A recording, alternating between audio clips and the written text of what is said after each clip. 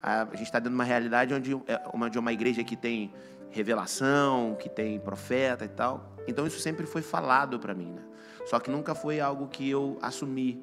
Acredito que já é um chamado que eu não escolhi, o Senhor escolheu. Arrastei sempre comigo essa coisa de pessoas, né? Então eu sempre estava ali no meio de gente. O desafio é pensar em estratégias que vão somar na vida desses jovens. Então, a nossa principal concorrência é com tudo que eles podem fazer, né? Foi um período, assim, bem pesado, mas foi importante, assim, para minha vida ali, para o meu ministério, né? Acho que foi ali que foi uma virada muito importante também. Eu falaria, cara, continua. Eu sozinho falei, vamos deixar Deus agir. Isso é tudo começa com um sonho. De todos os tempos, né?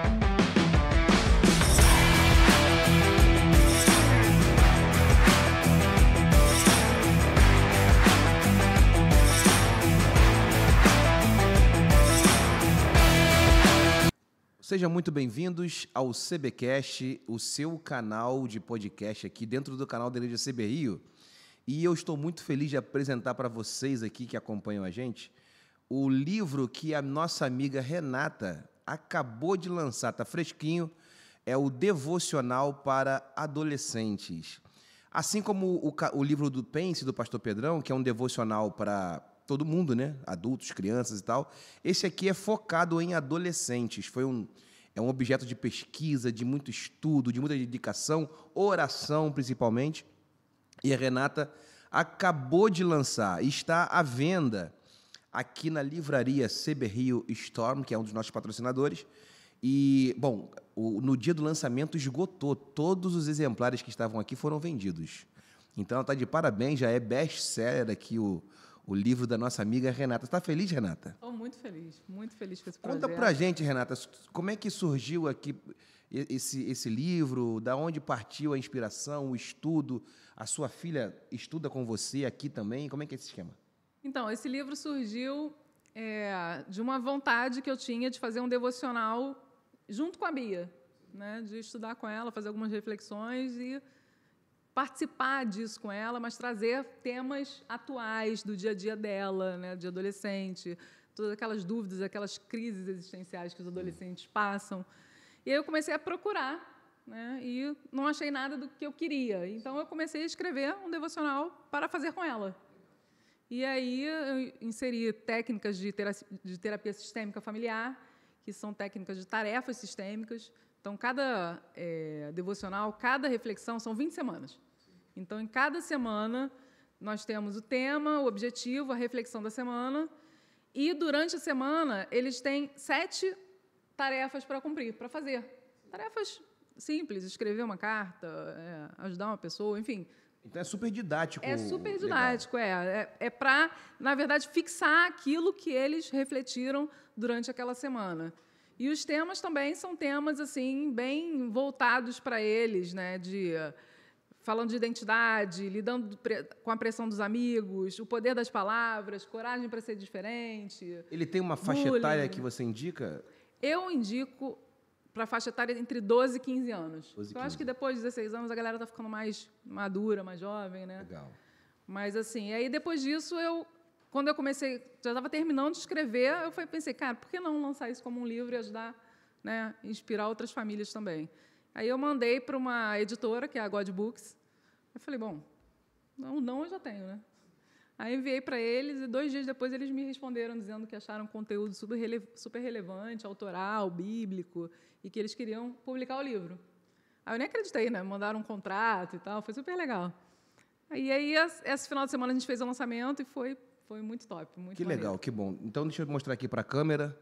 Você que é pai, você que é filho, está acompanhando aqui também, está nessa faixa etária aí entre 12 e 15 anos, devocional para adolescentes. Vamos começar agora aqui a mandar ver no nosso CBcast. Quem é que está com a gente hoje aí, Renata? Fala aí. Hoje nós temos uma figura muito importante aqui na igreja, pastor Felipe Carmê, ex-militar, ex-vendedor, músico e pastor. É um prazer estar aqui com vocês. É um prazer Obrigado, te receber. Pelo convite. A gente está junto aqui sempre. Mas vai ser bem legal a gente bater esse papo aí. Vai ser muito importante. Você está aqui na CB Rio há quanto tempo, Carmê? Na CB Rio eu tô desde 2017. 2017, né? Tem 8 anos, né? Tô fazendo 8 anos agora.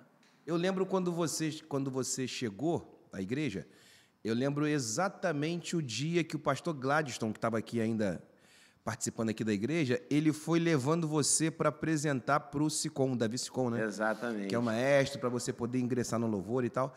A gente já tinha se encontrado, embora a gente não tinha se conhecido, mas a gente tinha se encontrado lá pelos arredores de Lodebar, em Campo Grande, né, cara? Porque o Carmê também é músico, né? Tem um trabalho sensacional. Os trabalhos dele que eu curto mais, são os trabalhos mais voltados para o rock and roll. Tem um disco chamado Prisma. Prisma, por acaso, é o nome da minha loja, Óticas Prisma. Você que precisa, você pode falar comigo. Mas o Prisma é um discaço, um disco bom demais, é uma onda mais pop rock e tal.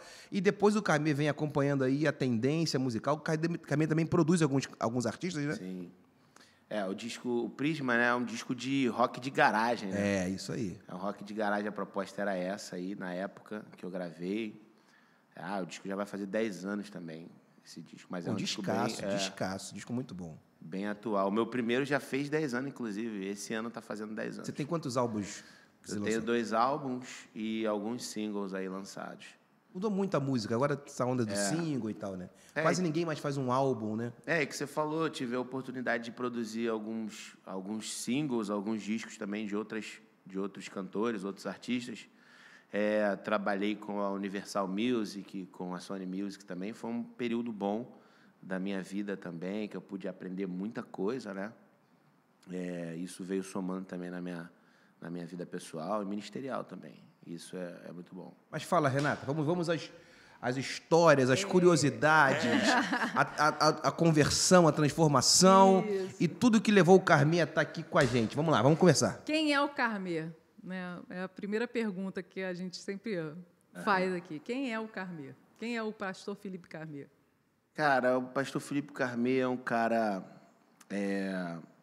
autêntico, que gosta de ouvir gente, que gosta de estar com gente, gosta de estender a mão, gosta de somar na vida de pessoas, gosta de ver gente se desenvolvendo.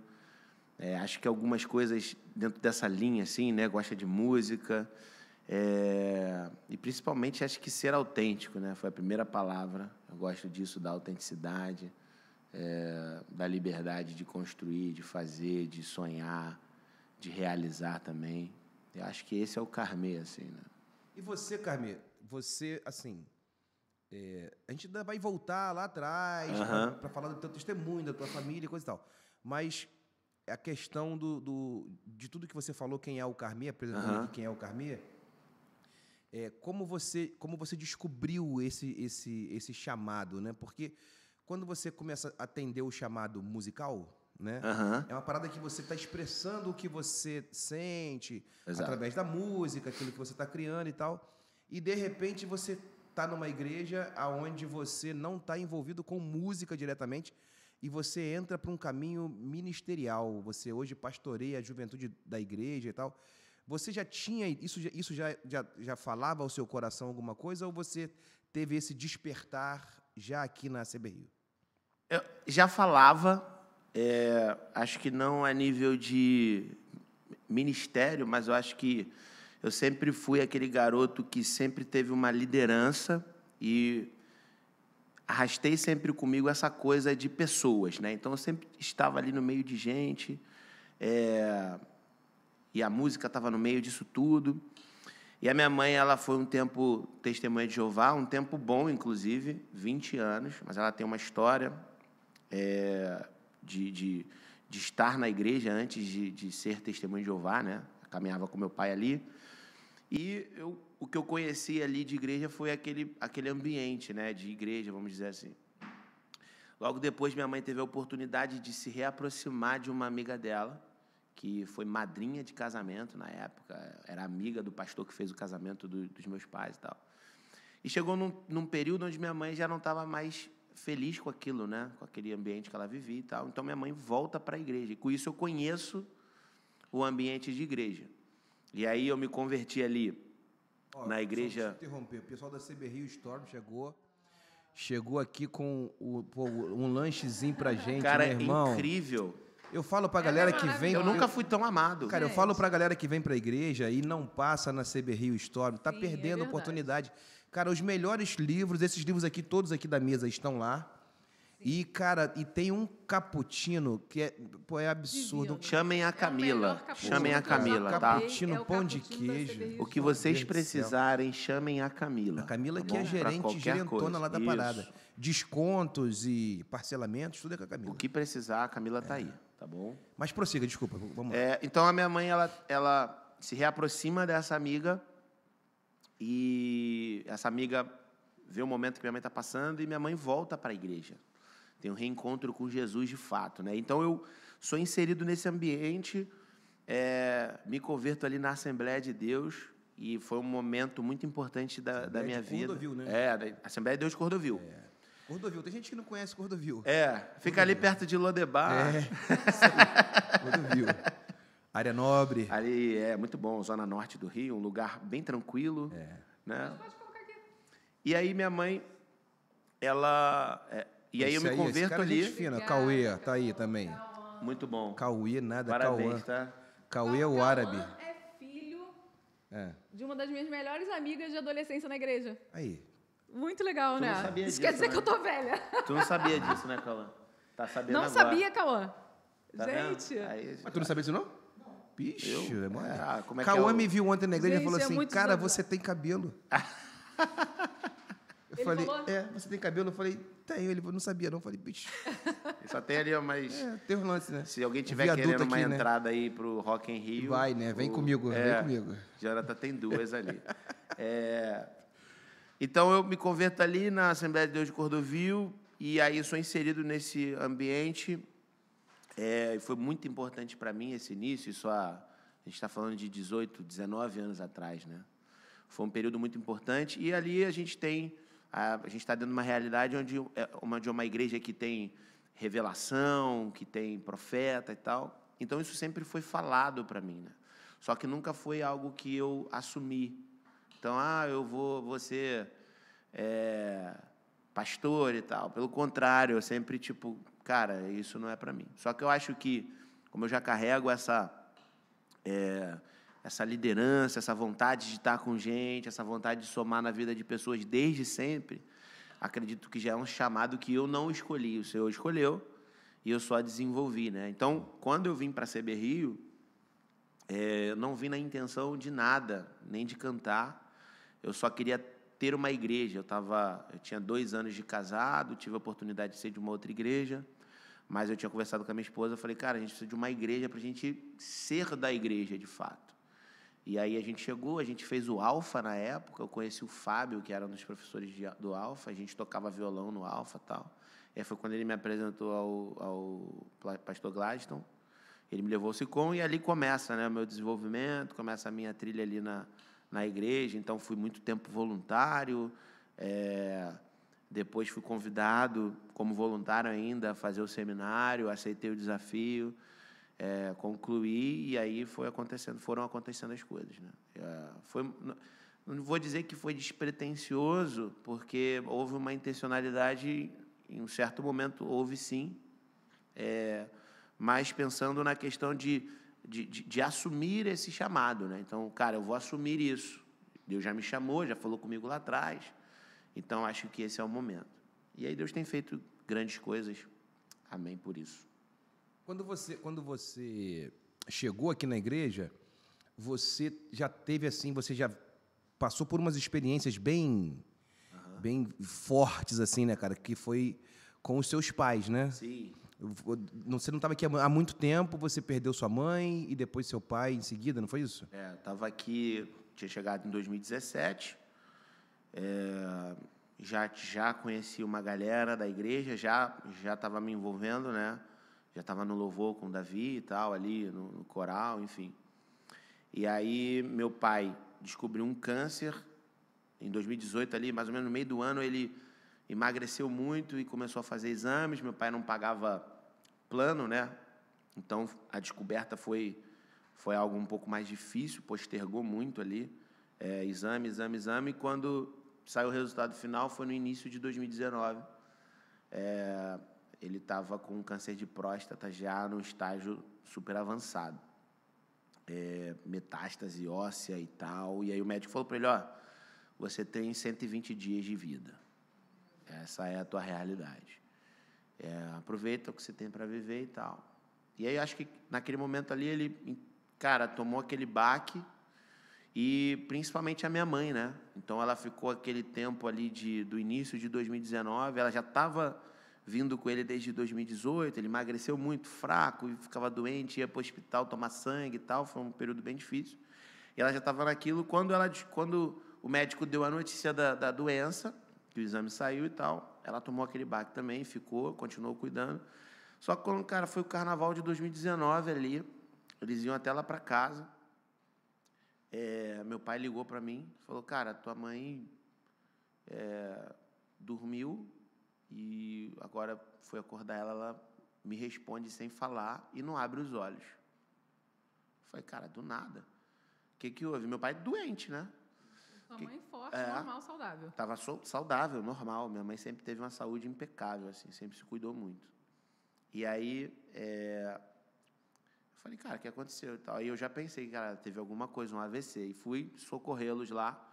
Cheguei lá, de fato, minha mãe estava lá, não respondia, tá? A gente levou ela para o hospital. Aí eu achei que ia ser uma coisa simples, né? Ela deve ter tido alguma coisa, sei lá, e vai sair do hospital hoje. E não, aquilo ali durou um mês, literalmente um mês. Foram 30 dias certinho.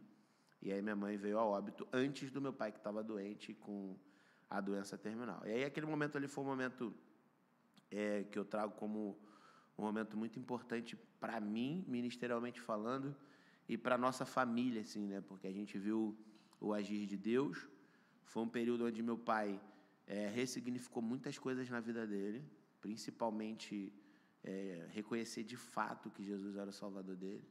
Então, que ele tomou aquele baque, né? Ele falou comigo, cara, tua mãe que estava doente eu que estava doente e sua mãe que morreu. Como é que pode isso? E a gente trocando ideia, e aí foi quando ele, de fato, falou, eu preciso de Jesus e tal, e teve uma experiência muito importante com Jesus. E aí, logo depois, uns 45 dias depois que ela faleceu, ele faleceu também.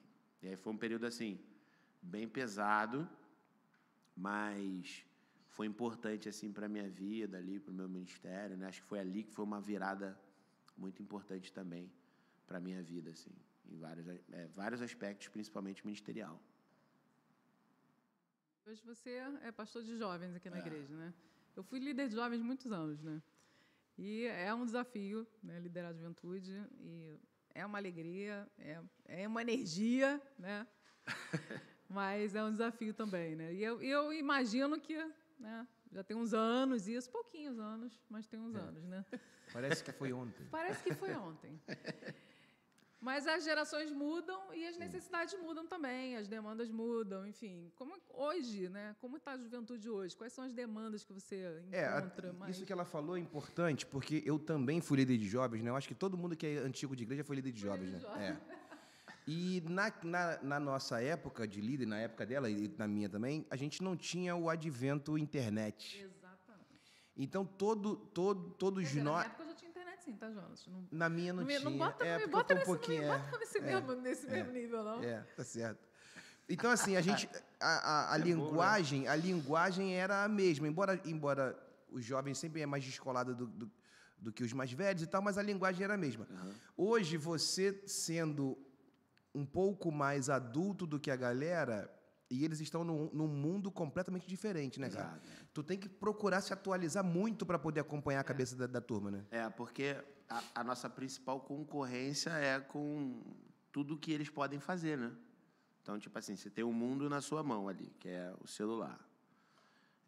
Você chegou em casa, tem a Smart TV ali, que você vai ver Netflix e tal, e fora as outras coisas que o mundo chama, são as amizades e tal. Então, o desafio é pensar em estratégias que vão somar na vida desse jovem. Então, hoje não é mais trazer um cantor, por exemplo. Isso aí, de repente, é uma terça parte aí de um todo, sabe? O que a galera quer é, tipo, algo que venha trazer um propósito. Tipo assim, eu tô fazendo o que aqui? Para que eu tô aqui? Então, precisa existir um propósito para essa galera continuar, dar continuidade àquilo ali. Então, esse que é o desafio, né?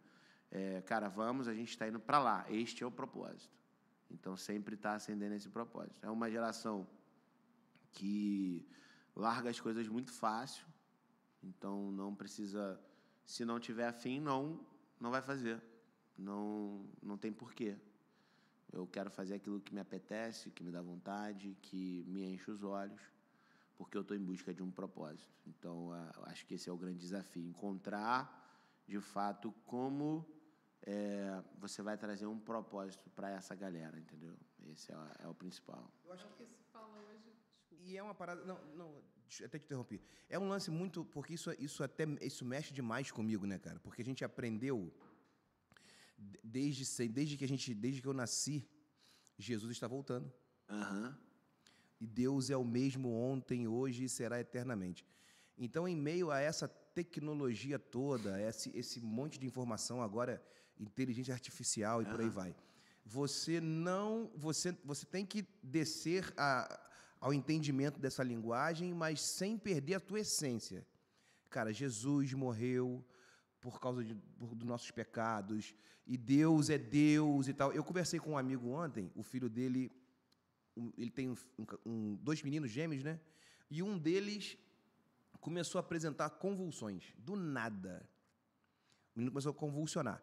E aí, o médico falou, cara, você vai dar o medicamento para o menino direto, durante 3 anos, para a gente saber, depois de 3 anos, fazer o desmame do medicamento e tal. Uhum.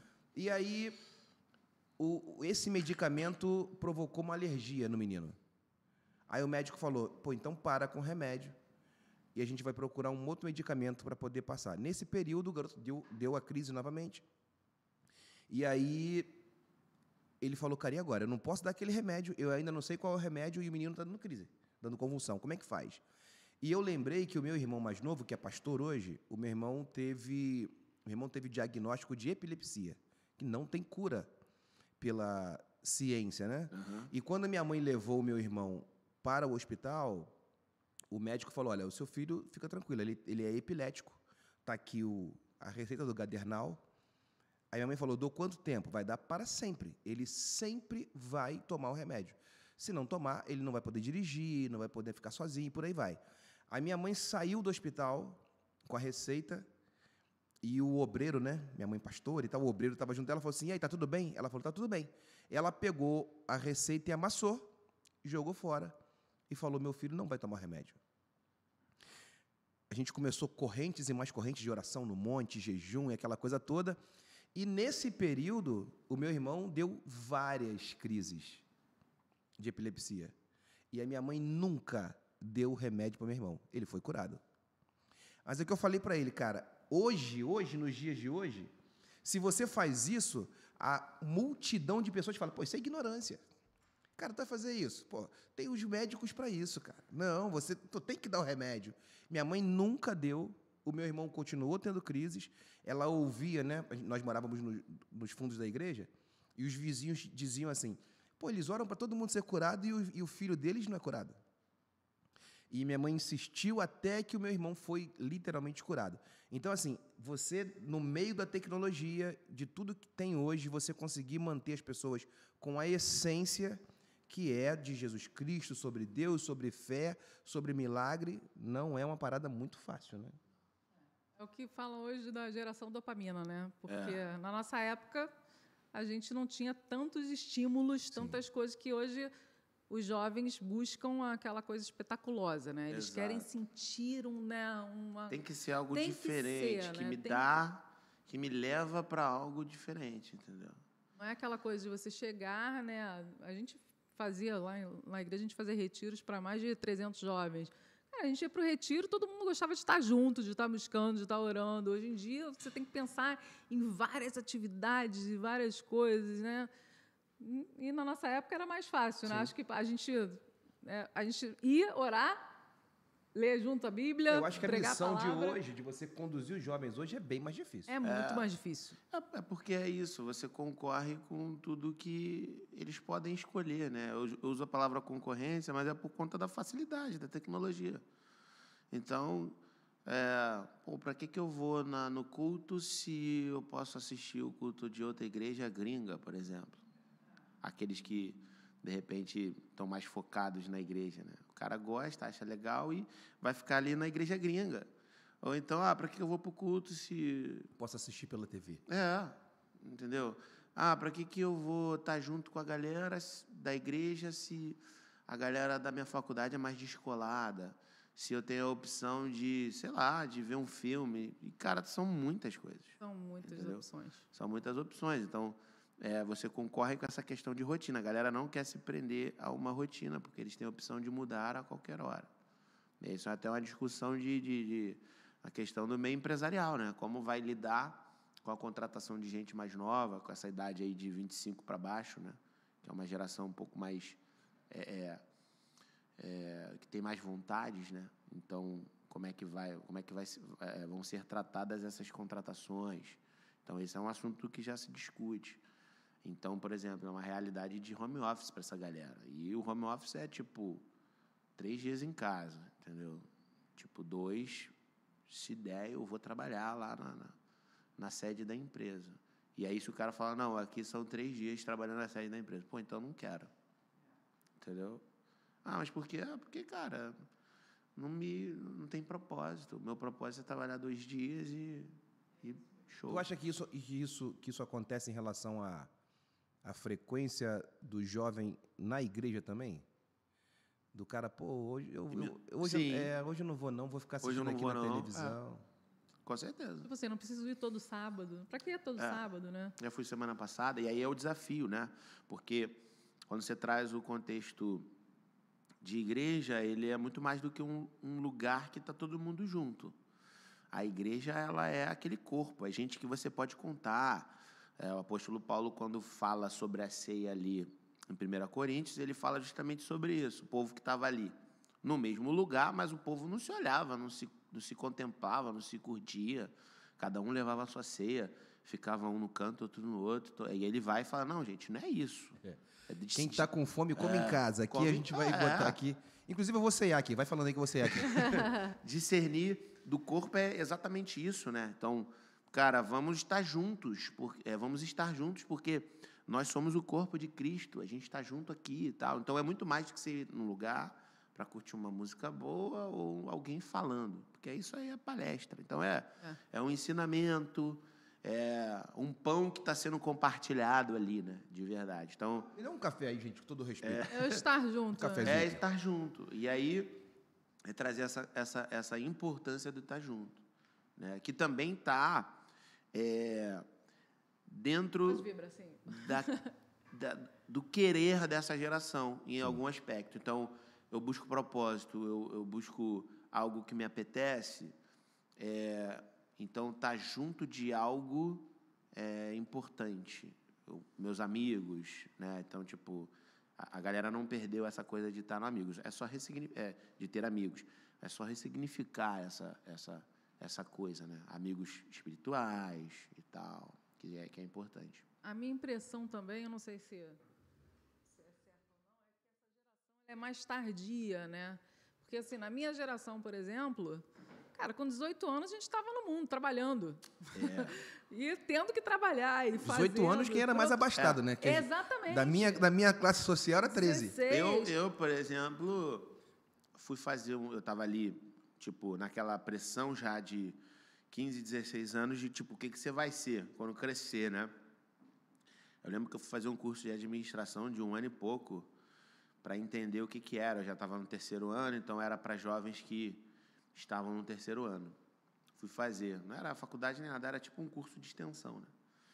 E aí, aquilo ali abriu muito a minha mente para algumas coisas. E aí, com 16 anos, eu montei uma frangueira, bicho. Literalmente. Então, comecei a vender frango assado com 16 anos, porque tinha um professor lá de administração, que era uma das matérias que tinha no curso, e ele tinha uma frangueira.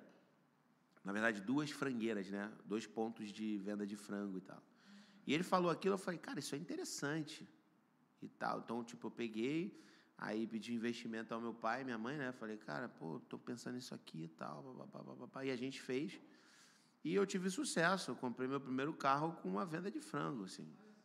Tipo, não era um carrão, né? Era Não, sim. uma Fiat Uno ano 89. Isso em 2000. Pô, mas é o teu carro, né? Entendeu? Eu comprei meu primeiro carro também trabalhando, vendendo em loja. E eu vendia, e aí a pessoa chegava, pô, como é que eu faço para ter mais uma farofa dessa aí? Aí, pô, a farofa é R$2 a mais, R$3. Vendia mais uma farofa e tal. Então eu fazia os combos. Eu não vou testemunhar minha vida, meu empreendedorismo, não, porque eu comecei e não era nem real ainda.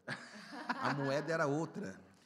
Então assim, nessa pressão, eu tive que me virar, né? E aí eu namorava uma menina que a mãe dela não se agradava tanto de ser um vendedor de frango. E aí eu fiz um concurso, passei e fui ser militar. Concursado e tal. Mas aí, se eu soubesse, eu teria continuado com frango. Porque eu não fiquei nem com a menina, nem com a mãe, nem com ninguém, né? Nem com militarismo. Nem com militarismo, nem com frango. então você não era militar do alistamento? Tu foi? Não, fui concursado de carreira legal. E tal. Legal. E aí foi essa parada. Eu tava lá, pô, tinha conseguido, mas só que não era legal, né? O vendedor de frango, assim, não sei, a galera acho que pensa outra coisa. Militar era mais legal, né?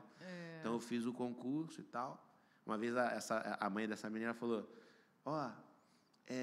essa vida de frango te dá dinheiro, mas isso não vai dar um hospital para minha filha. Olha o pensamento. Para ela poder se cuidar no futuro. Eu olhei para ela assim. E aí, beleza, fiz o concurso lá, passei. Aí passei em 2 concursos. Um era para ir para Santa Catarina estudar e outro para ficar aqui no Rio mesmo. Eu falei, vou ficar aqui no do Rio e tal, porque eu fico mais perto dela. E acabou que no curso mesmo, a menina já terminou comigo e tal. Enfim. E aí eu fiquei lá, foram 6 anos, né? Que eu podia aprender bastante também. Mas também não segui carreira porque, apesar de ter aptidão ali da vida militar, não era o que eu enxergava como futuro, assim. Tem muita gente que não... As minhas histórias, né, da minha vida nas vendas, né? Além de vendedor, né? Porque eu vendi picolé, vendi biscoito, vendi no trem, filho. Leite e coco e araruta é 1.000.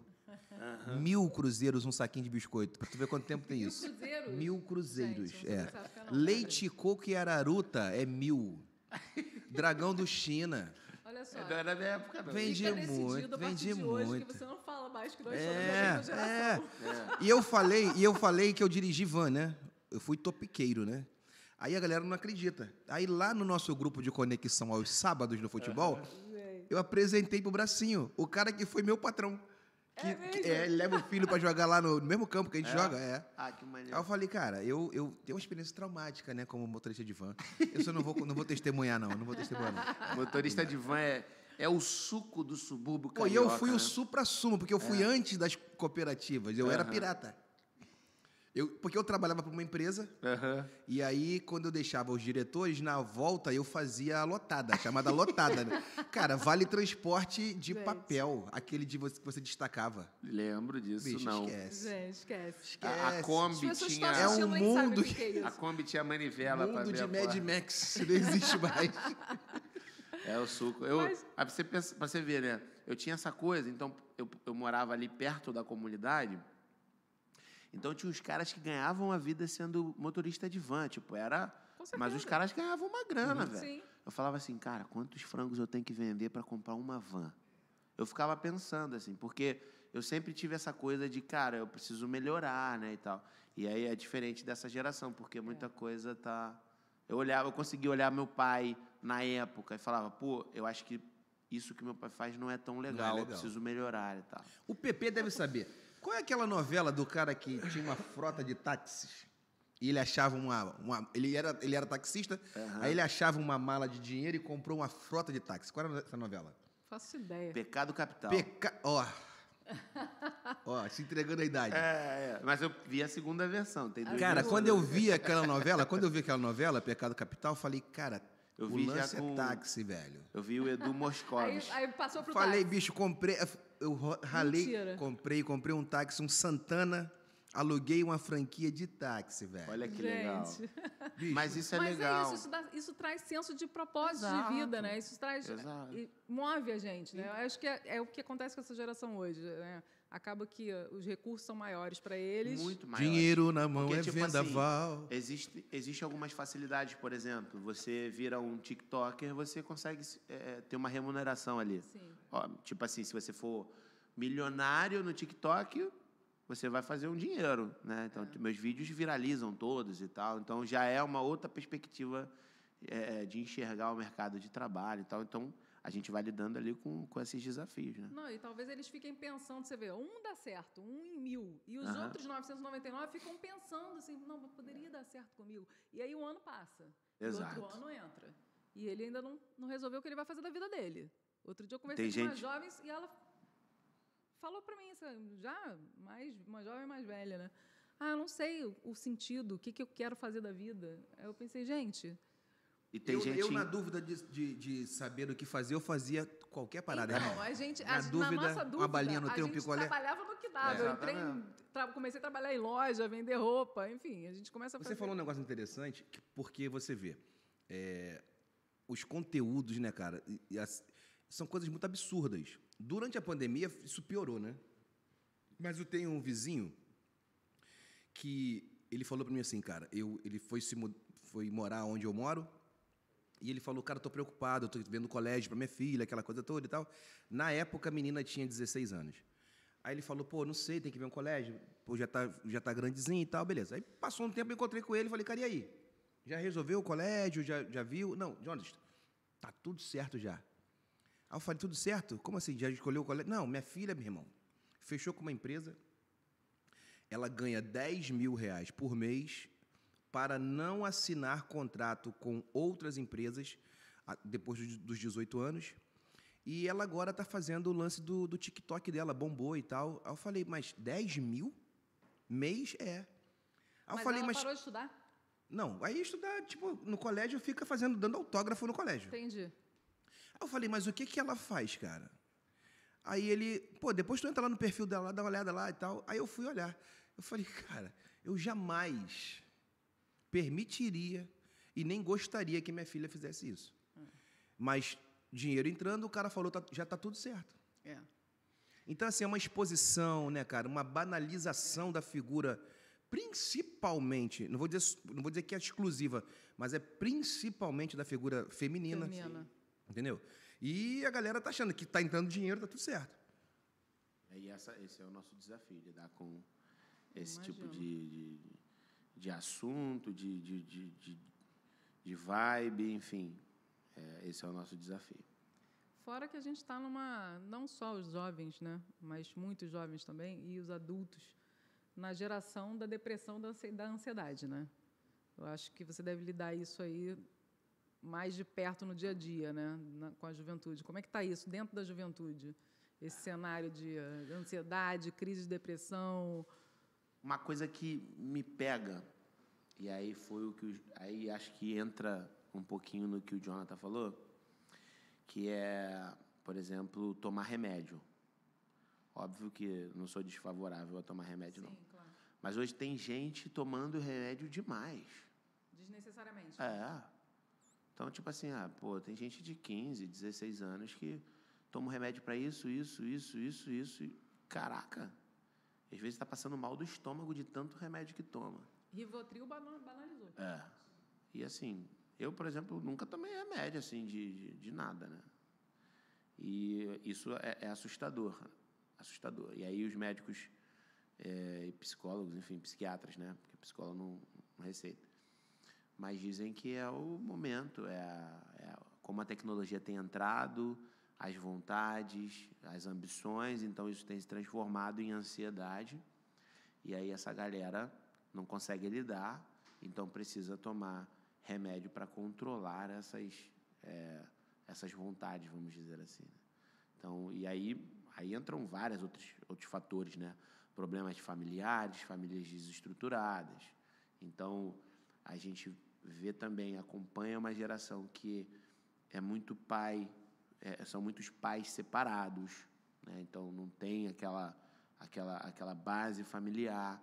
E aí a sociedade também tenta desconstruir essa ideia de que o que é a família, então isso influencia também. Então você não vê mais meu pai mora em tal lugar, hoje eu estou na casa do meu pai. Isso é muito. E não, semana que vem eu estou na minha mãe, e por isso eu consigo ir para o grupo, eu consigo ir para o culto e tal. Então essa é a realidade. Isso gera ansiedade. Quem eu vou ser, porque eu não quero ser igual ao meu pai, eu não quero ser igual à minha mãe, eu não quero ser um reflexo do que eles foram um para o outro, que acarretou na separação, ou muito menos o que eles são no trabalho, o que eles são em casa, porque quando eu estou com meu pai eu vejo coisas, quando eu estou com a minha mãe eu vejo coisa, ouço coisa, e isso gera uma ansiedade, gera uma depressão, porque, cara, é esse que é o destino que eu tenho para mim? É isso que existe para mim? Eu acho engraçado porque, assim, a definição, a grosso modo, né, do que é a depressão e a ansiedade. A ansiedade seria o excesso, né, do que vai vir. Isso. E a depressão, um excesso de passado, né? E você vê que é uma galera que não tem passado. Galera de 11 anos, 13 anos, poxa, tô depressivo. Velho, vem da onde essa depressão? Mas às vezes é esse passado que eles enxergaram do trauma ali, da separação. Esse passado, isso traumatiza muito. Vem da família de origem, né? Muitas vezes vem da família de origem. A minha filha, quando nasceu, ela tinha bruxismo, né? Que negócio fica arranjando os dentes. E aí eu levei no pediatra, porque eu sempre fui pai, né? Pediatra era eu curto demais essa parada, assim. E aí eu perguntei, falei, cara, tá com bruxismo, isso é o quê? Isso é dos dentes? O que rola? Aí ele falou, cara, isso é estresse. Eu falei, pô, bicho, uma criança de colo com estresse? Aí ele falou, não, mas é o estresse dos pais. Com certeza, passa para os filhos. Aí eu falei, como assim? Ele falou, o estresse dos pais que ela absorve e não sabe como lidar com isso, acaba desenvolvendo essa série de coisas. Eu conheci um casal que a menina grávida, ela tinha estresses com coisas assim banais, ela era muito estressada. E ela grávida e tal, e quando o menino nasceu, o menino com 3 anos, ele estava no psicólogo, assim, porque ele tinha carregado lembranças, né, do que ele tinha vivido ali naquele período que todo aquele sentimento que ela tinha passava para o bebê e tal. Então, assim, é o que a gente vive hoje, né? A criança já entende desde o momento que ela nasce, gente. A criança já tem sintomas emocionais desde o momento que ela nasce. Eu lembro que teve um casal aqui na igreja que teve neném e já tinha outro filho. E aí a menina me falou que o outro filho, enquanto ela estava grávida, cara, estava botando terror dentro de casa. De repente começou a ficar mal criado e fazendo as coisas, chorando.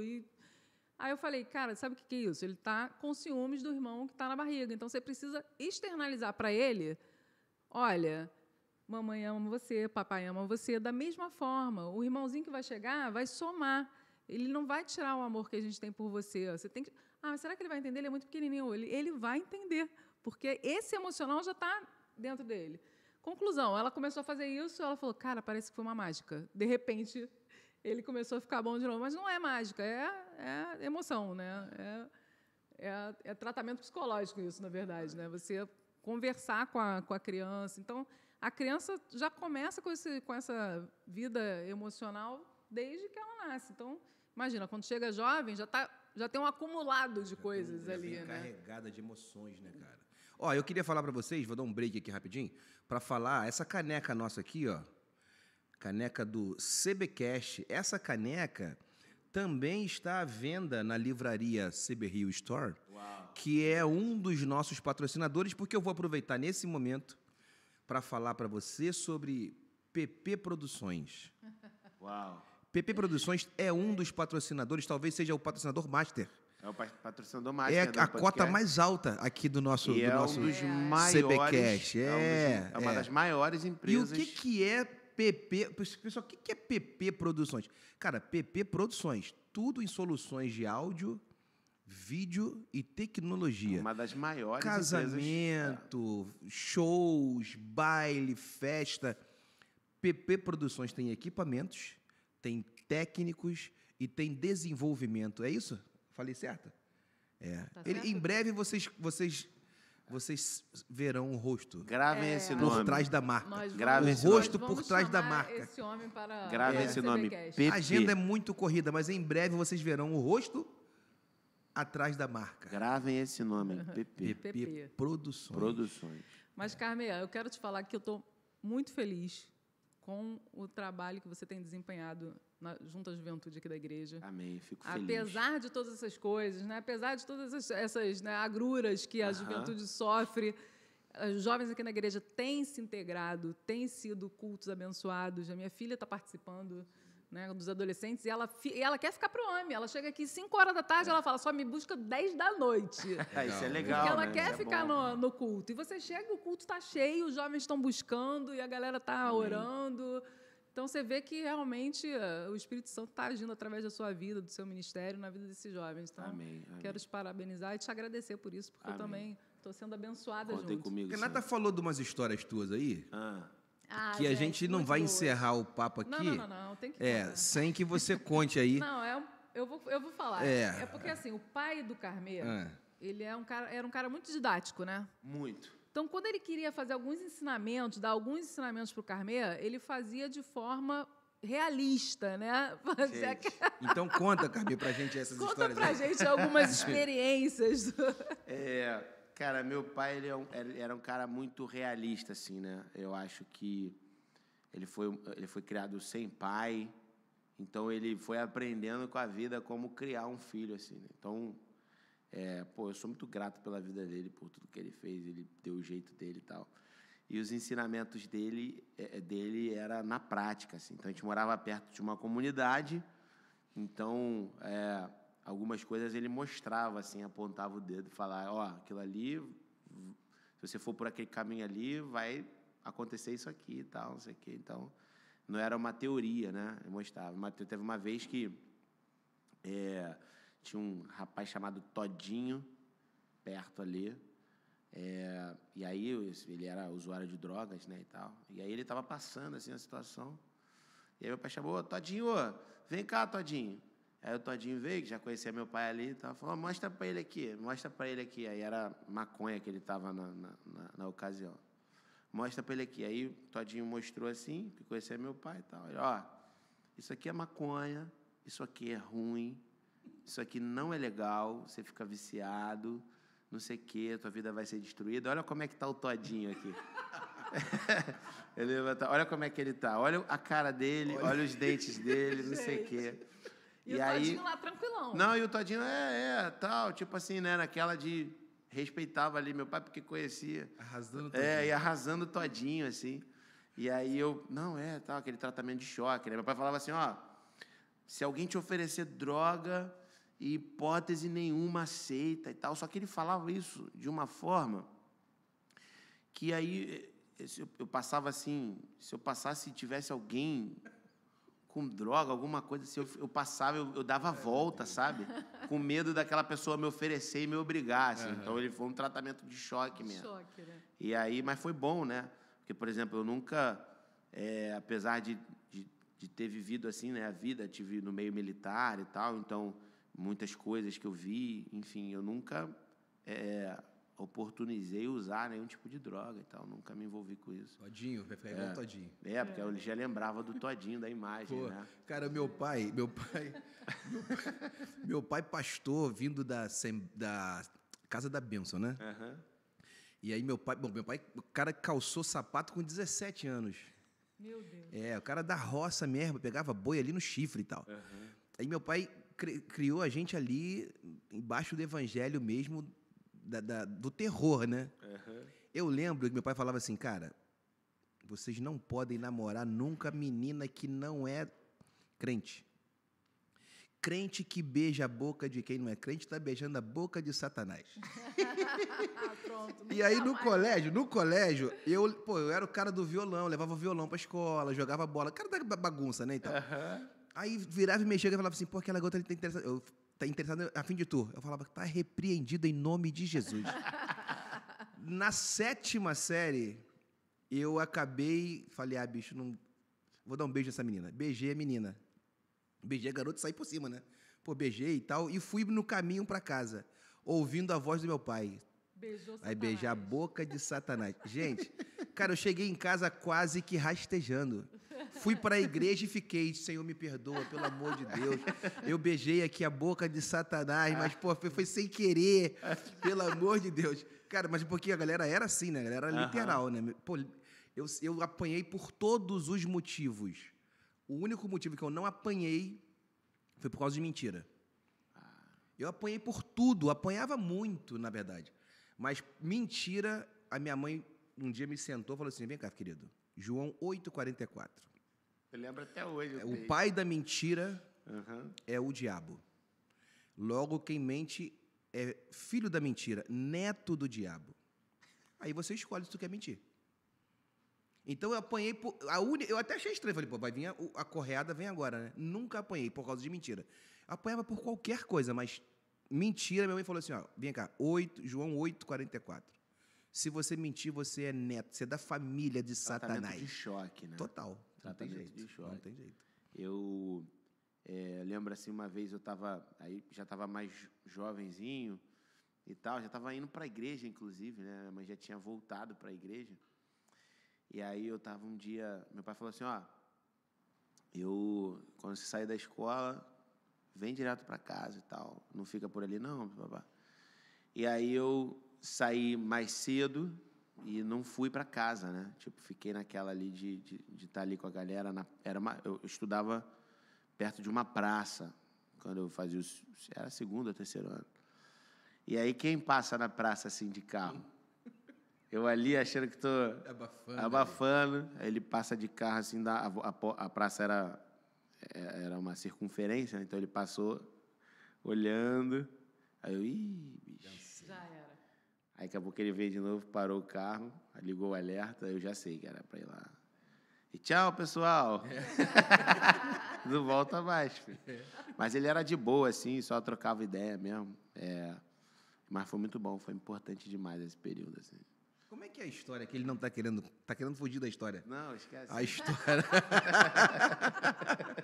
Como é que é? Não, esquece essa história esquece, né? Essa aí é... Tá com medo de se comprometer? Não, essa esquece. Essa é pesada, né? Essa é pesada, né? Carmê, nós temos a Renata deu uma ideia, uma sugestão, Aham. e nós já colocamos em prática, né? De, pelo menos uma vez por mês, a gente está trazendo aqui um dos pastores da igreja para nós tratarmos de algum tema específico ou de perguntas de algum dos nossos telespectadores, né? Então, assim, hoje a gente trouxe você aqui como Felipe Carmê, Aham. para conhecer tua história, teu testemunho, saber sobre a sua família, sobre os seus objetivos, como você conduz os jovens. Mas a gente vai trazer você aqui novamente para você, como pastor Felipe Carmê, dividir com a gente sobre o tema que a gente vai colocar. Então, assim, eu quero te agradecer, né, pela sua generosidade. Generosidade transforma não só a sua vida, mas a vida de outras pessoas também. Então, eu queria te agradecer pela sua generosidade de doar o seu tempo, de vir aqui trocar essa ideia com a gente. Amém. A gente sabe que tu tem agenda corrida e o Brasil tá rindo ali. Você tem agenda corrida aí por causa da faculdade, coisa e tal, mas foi muito bom. Na próxima você não vai escapar de contar essa história aí pra gente. Não, a gente vai... Vamos amadurecendo, né? Vai amadurecendo a ideia, vai tratando. É porque a gente está num mundo muito politicamente correto, né? Então a gente tem que saber quais são os novos personagens para ser colocado ali na história. Tá certo? Isso, tem que estudar primeiro. Não, o ali. Carmen Exatamente. tem muitas histórias engraçadas. Ele é demais. História que ele fazia com o pai da Thalita. O Carmê e a Thalita são um casal maneiríssimo, né? E as histórias de como o Carmê começou a namorar a Thalita. Como é que tu começou a namorar a Thalita? Fala aí. Cara, foi muito louco, porque o que aconteceu? Eu era militar e a gente fez um culto na igreja dela, né? E aí ela não estava e tal. E é um amigo meu, militar também, tinha um congresso de jovens na igreja dele, ele me chamou para cantar. Aí foi uma outra ocasião. Aí eu fui para lá, a gente se conheceu e tal. E aí ela me curtiu, né? Ela me curtiu, me viu carequinha e tal, pá. Bonito, né? Bem afeiçoado, painel legal. Painel bom, né? A skin de milhões, né? E aí a gente começou a conversar e aí começamos a namorar. Só que o pai dela não era muito favorável, né? Assim, não por ser eu. Ele tinha algumas questões dele lá que acho que ele já se curou já. Enfim, e aí, um belo dia eu falei, cara, eu vou pedir seu pai para namorar e tal, não sei o quê. E ela, não sei o que e tal. Eu falei, não, eu vou pedir seu pai pra gente namorar e tal. E aí, um belo dia, a gente chegou de surpresa lá, cara. Cheguei de surpresa na casa dele, careca, entendeu? Aquela pegada de militar, e ele não teve jeito, mano. Aí ele, tudo bem, então. Entendeu? Cheguei, aí a gente conversou lá, ele deu aquelas regras básicas, né? Ó, namorar minha filha é isso e tal. E aí foi bem dizer o primeiro namorado da Thalita, assim, né? É mesmo? Que legal. Ela teve crush em outros garotos, mas o pai dela tinha isso aí não é que deixava ela namorar, acho que tinha medo dela se machucar e tal, enfim. Mas aí ele se curou, quando eu cheguei ele viu que não tinha jeito, né, mano? Tem que ser ele mesmo. É isso aí, né? Era esse. É esse aí é o varão. Aí cheguei. Legal. E foi bem legal. Que bom. Histórias.